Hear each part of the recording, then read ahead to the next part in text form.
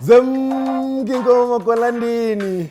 And yanazi ke mina nize farmers, whether you are farming your person next to you or you are farming something else that you are farming, but then nize farmers, and we thought how else than to bring some really interesting ideas around farming initiatives that are happening in the country, and some really interesting pioneers, of course, that are driving those farming initiatives. So again, senikhuthaza by go on with that thing that you do, send it to your yellow bones and be like here, you must share here, do that thing, So today, one of the interesting conversations we're having with Uputu Kaya Maloney is around hydroponic farming.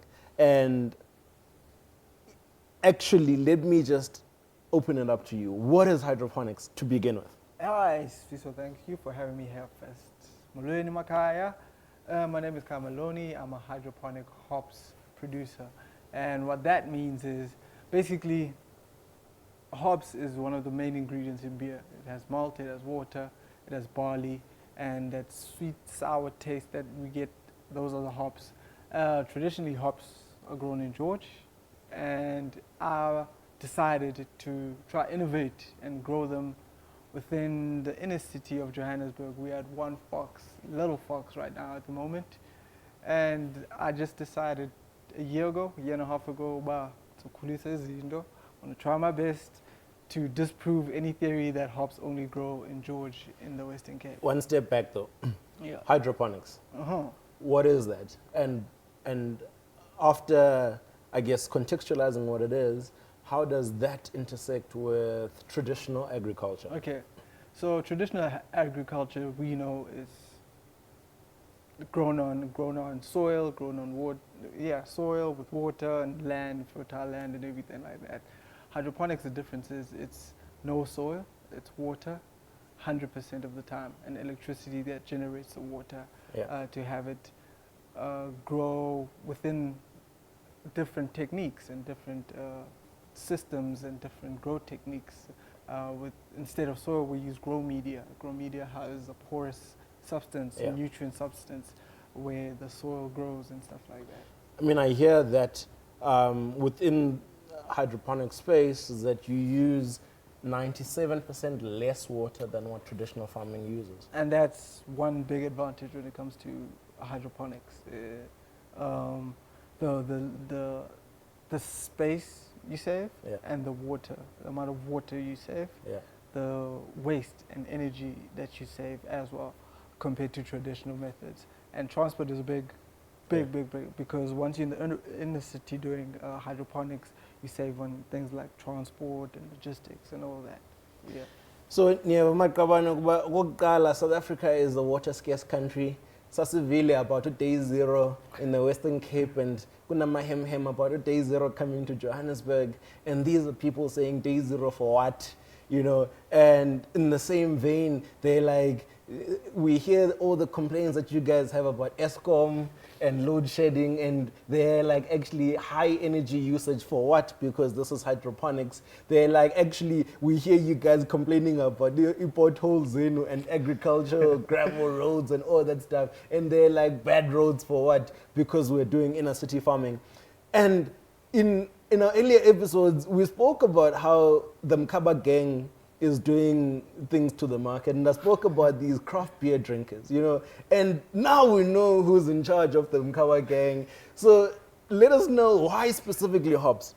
So for me, while hydroponics has largely been for food security, I always thought about drinking security and high value crops, and hops are one of those. They're very high value crops, and they generally help in the production of drinking security. I thought about hops because, as you know, hops only grow out in George, as I've mentioned.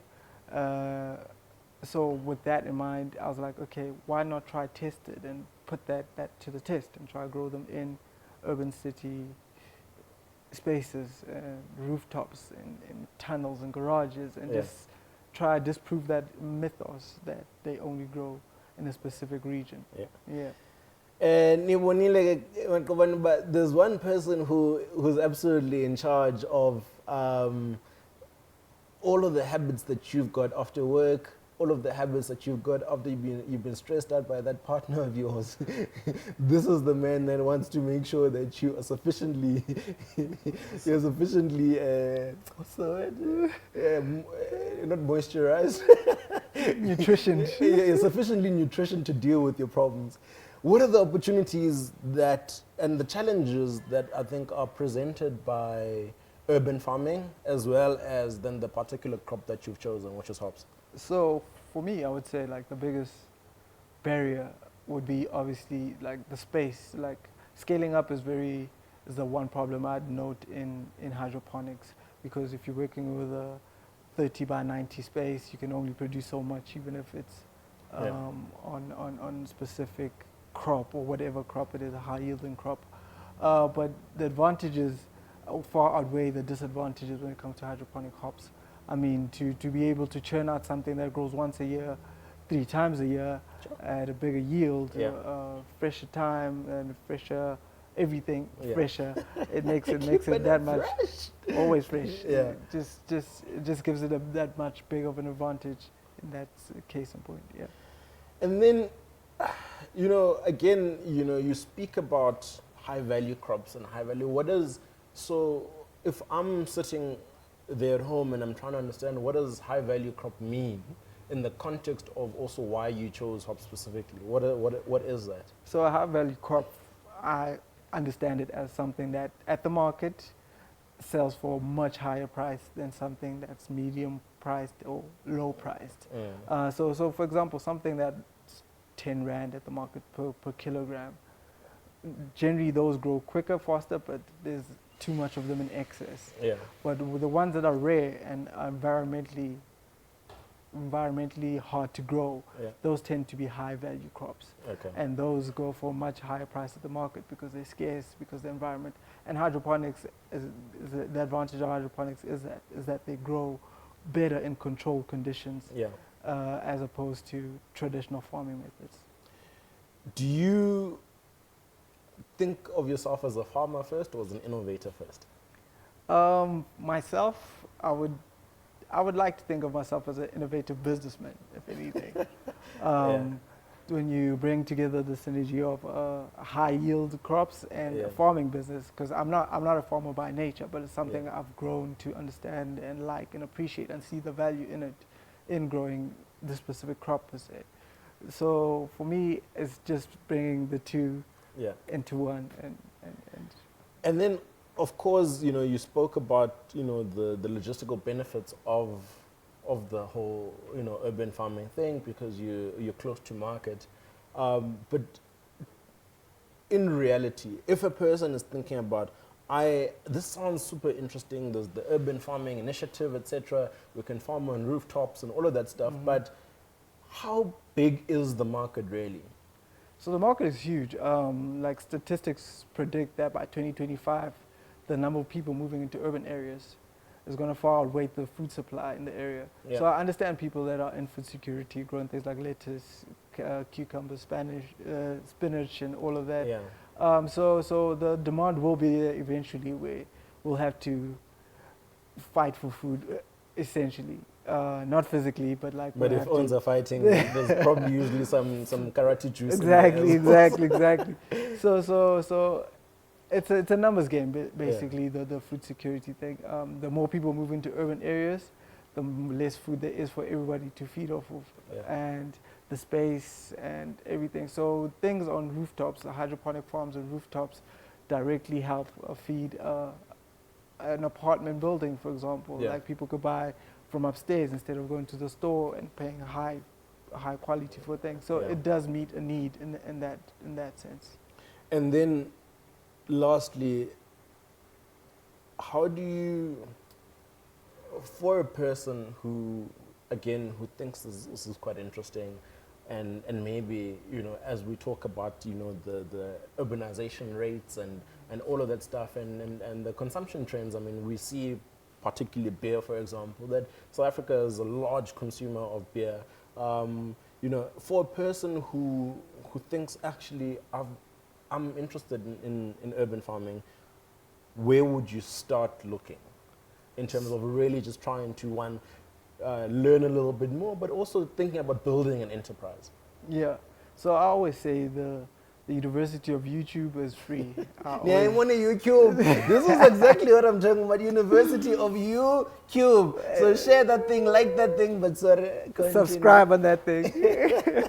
So basically, I always say like the University of YouTube is free. Like it's tantamount of knowledge that you could just get if you're curious about anything. Yeah. You just go and research and find out as much as possible about something and where to start. The starting point is always the difficult point, but there's a lot of pro-government initiatives that push for youth agriculture, and urban agriculture is big on the agenda. There's a major brewery, I don't want to mention the name, that is currently pushing urban agriculture initiative for the youth, specifically under the age of 35, who want to break into the space. So just keep eyes on Google searches and just make sure you know what you're looking for. If you want to be in agriculture, just look at what they're doing abroad. Look at Israel, look at Singapore, look at New York, and then bring it back down. And I guess that's really then also what it means to be a thought leader in the space, right? Exactly. Sorry, shall I read it up? So I try to position myself as a key opinion leader when it comes to these hops specifically, because it's not grown anywhere like this anywhere in the world, and you have major farming companies and major beer producing companies that just want to corner the space for themselves, and this is my shout to say, like, I'm here, listen to me. I found a way for us to move forward in the space. And siyakuva budi mkhaba gang, nibonile, but this is the man for you. This is the guy giving you the freshest hops that you're consuming and all that craft beer that you're having. And this is exactly why we have to bring this conversation to you. It contextualizes, I think, the market opportunities that are in spaces that we don't ordinarily think about. We don't think of rooftops. I mean, good Dallas is rooftop parties, but now you're thinking that when you're on that rooftop party, you could be growing something. Makabane, thank you for joining us for this episode again. Siyambule Lukaya, in really pioneering, I think, the urban farming space and giving us some light around, the value that, the space ought to create, I think, for the economy in terms of also the amount of jobs that it can create and the amount of value you can create for your own wallet. So is it something that you want to think about? Is it something that you want to explore? Yeah, pagu YouTube, but also yeah, pagu YouTube, pagu economists, would you like, would you share, would you subscribe, and keep it going and keep it flowing like the water.